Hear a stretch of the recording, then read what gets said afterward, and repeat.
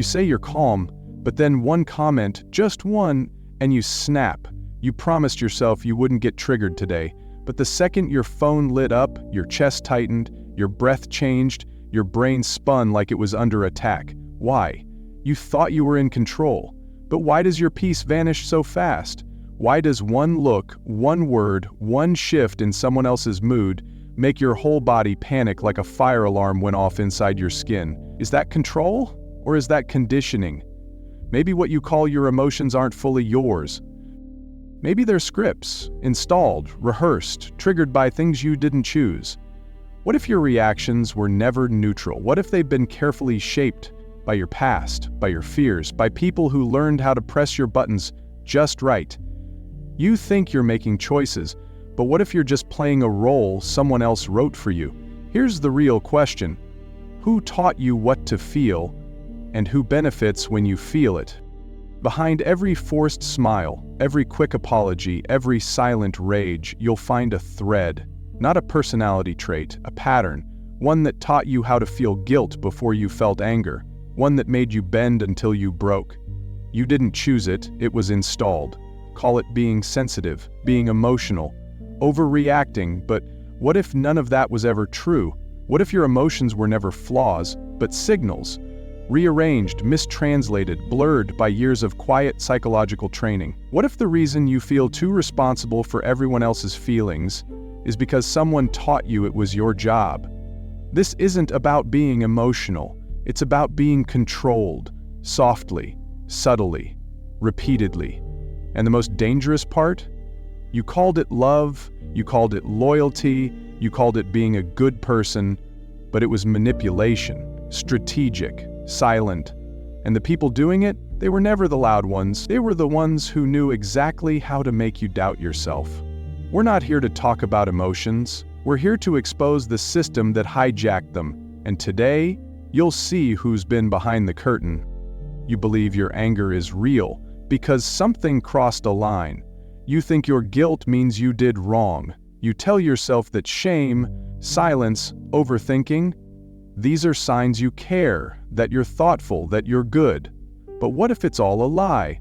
What if your feelings aren't yours? What if they've been hijacked, rewired to keep you quiet, compliant, easy to handle? They told you feeling too much made you weak, that speaking up made you a drama queen, that setting boundaries was selfish. So you learned to censor yourself. You asked, was it my fault, even when it wasn't? You apologized for hurting others, even when you were the one bleeding. Your emotions stopped guiding you. They became threats to love, to peace, to connection. And the more you doubted your own heart, the easier you were to control. Here's the secret. They don't need to shut you up. They only need you to shut yourself up. You're sitting at dinner.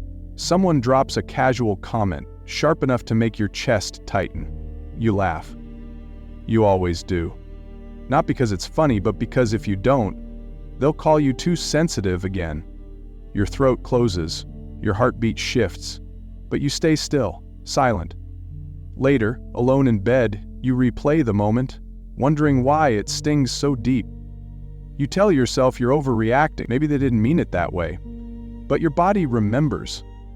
The freeze, the fake smile nailed to your face. This isn't new. It's everywhere. At work, with friends, in your family.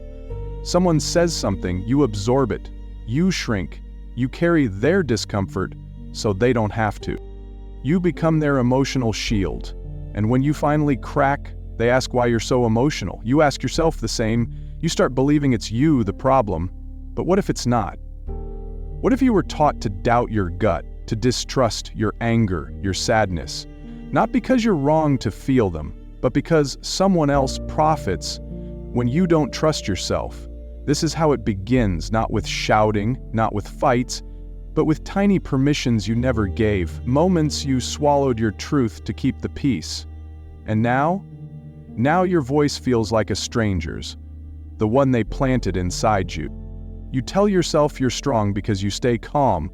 You call it maturity when you don't react. You say it's kindness when you swallowed the pain. But that's the biggest lie.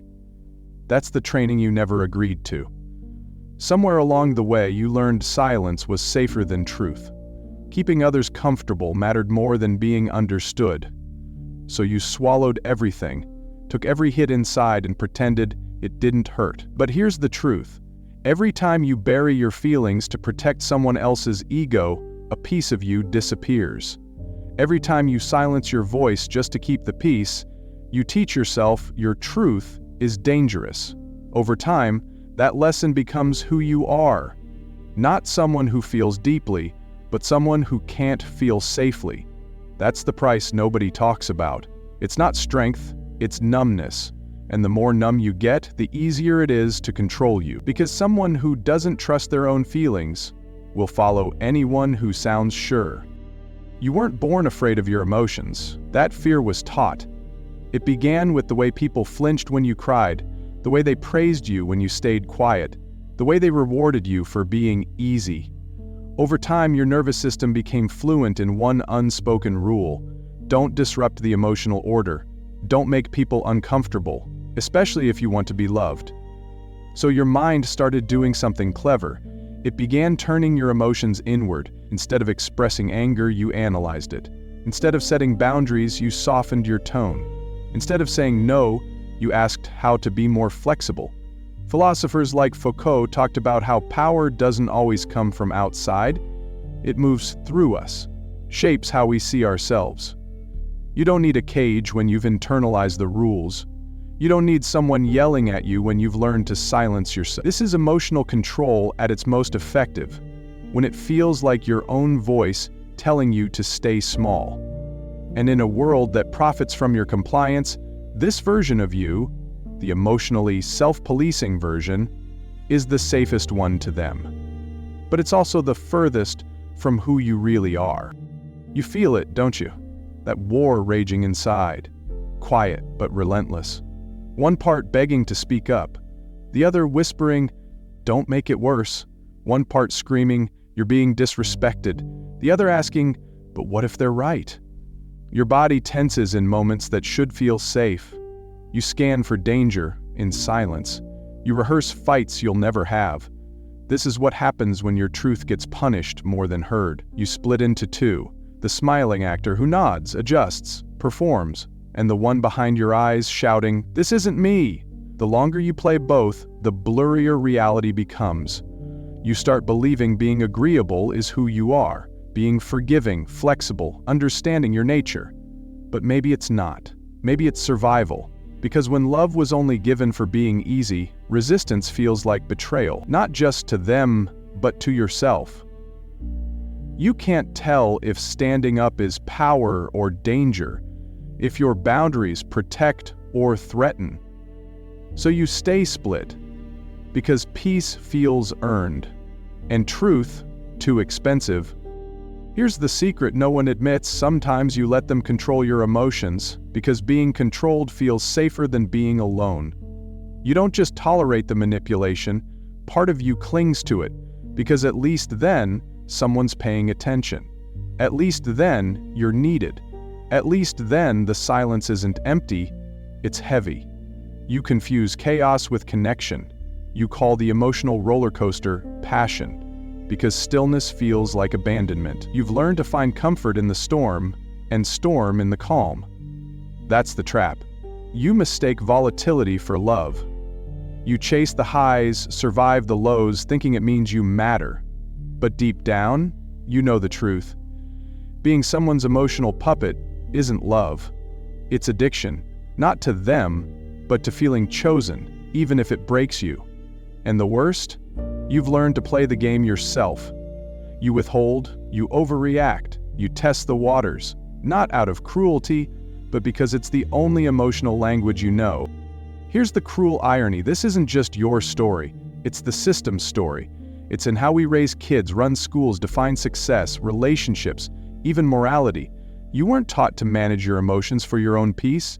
You were trained to be easy to swallow. Don't cry too loud. Don't take up space. Don't make waves, especially if you want to be liked, loved, hired, trusted. Emotional control? It's never been about peace, it's always been about obedience. Society pats the ones who suppress with a smile, mature, composed, reliable. But what we really praise is invisibility. The art of bleeding quietly, breaking silently, suffering without a sound. We call truth drama. Boundaries get labeled aggressive. Anyone refusing to be manageable gets pathologized. The result? A world full of people who don't even know what they feel anymore. Because somewhere along the way, honesty stopped being safe. Not because it's dangerous, but because the world can't handle it. So you try to fix it. You read the books, you go to therapy, you learn to communicate better, you tell yourself you're healing, but deep down, you're still performing. You speak your needs, but only when they're easy to hear. You set boundaries, but only if they don't rock the boat. You say, I'm working on myself, but what you really mean is, I'm learning to be less inconvenient. This isn't healing, it's adaptation. A polish on a broken mask they made for you. You're not freeing yourself, you're just making the lie prettier, softer, smarter. But the pain? It's still there, buried under better words. You confuse compliance with growth, and the more you chase better, the farther you drift from real. Because true healing isn't about being easier to love, it's about refusing control. And that truth, it scares people. It costs relationships. It shatters patterns. It ends performances. And most aren't ready. So they call you selfish, cold, toxic, and once again, you shrink. You'll never feel safe in your own life until you stop outsourcing your emotional reality. Not to your partner, not to your parents, not to the people you're terrified to upset. There will come a moment, quiet, terrifying, when you realize no one is coming to validate your pain. No one will give you permission to take up space. You'll have to give it to yourself, and it will feel wrong, it'll feel unnatural, even violent, because every part of you was taught that trusting yourself equals danger. But this is when everything changes, when you stop asking, did I overreact? And start asking, why do I keep shrinking? When you stop trying to fix how others see you and start wondering why you're abandoning yourself just to be seen at all. That's the break, the crack in the system. The moment you realize your emotions were never too much, they were just too inconvenient for the people who profited from your silence. The hardest part of reclaiming your emotions isn't the clarity, it's what comes after. Once you see the pattern, there's no going back. You'll catch yourself faking agreement just to dodge tension, apologizing for simply existing. You'll realize how many of your relationships were built on your silence, not your truth. And here's the brutal truth. When you start changing, no one will thank you. They'll resist, call you difficult, dramatic, selfish, not because you hurt them, but because you shattered the version of you they depended on. People don't fear your anger, they fear your clarity, because a person who honors their emotions is no longer easy to manipulate, no longer predictable, no longer controllable, and that scares the whole system. You'll feel the pull to go back, to shrink, to dull your truth until it's safe to swallow, but if you do, you'll lose yourself again. Awakening isn't a feeling, it's a choice. And that choice doesn't always come with support, sometimes it comes with grief. The grief of losing who you were to meet who you truly are. Imagine a version of you who doesn't flinch at silence, who doesn't twist yourself just to be understood, who doesn't ask permission to feel what you feel. That version exists, not because they never cared, but because they finally stopped performing. This you doesn't chase emotional crumbs, doesn't defend boundaries like a courtroom lawyer, doesn't apologize for ruining someone's mood with honesty. This you doesn't need chaos to feel connected, or guilt to feel loved. They walk into a room and don't scan for danger, they scan for truth. They speak not to control the outcome, but to stop betraying themselves. When others try to manipulate them, they don't overreact, freeze, or explain. They simply don't move. Because power isn't volume, it's clarity, it's stillness, it's refusing to abandon yourself no matter who walks away. That's who you're becoming. Not louder, not harder, just more you. And in the end, you'll see this was never about them. It was about the parts of you you were taught to silence just to be loved. But love that demands silence isn't love. It's compliance. You weren't born to be agreeable. You were born to be whole. Your feelings aren't flaws. Your truth isn't too much. Your boundaries aren't threats. They're returns. Returns to yourself, to the one buried beneath performance, fear, and politeness. Let this be the moment you stop asking, will they still love me? And start asking, will I still love myself if I keep disappearing? Because here's the truth. When you betray yourself to be loved, you're not loved, you're controlled. So if something stirred inside, don't scroll like it didn't. Don't save it like the pain will wait. This is your mirror. This is the moment to ask, where am I still performing? Who benefits from my silence? And what would it cost to stop? Don't share this because it's powerful. Share it because it's true. Because someone out there still calls emotional manipulation love. Still mistakes control for safety. Still wonders why they feel drained after every conversation. And maybe, just maybe, your clarity becomes their awakening.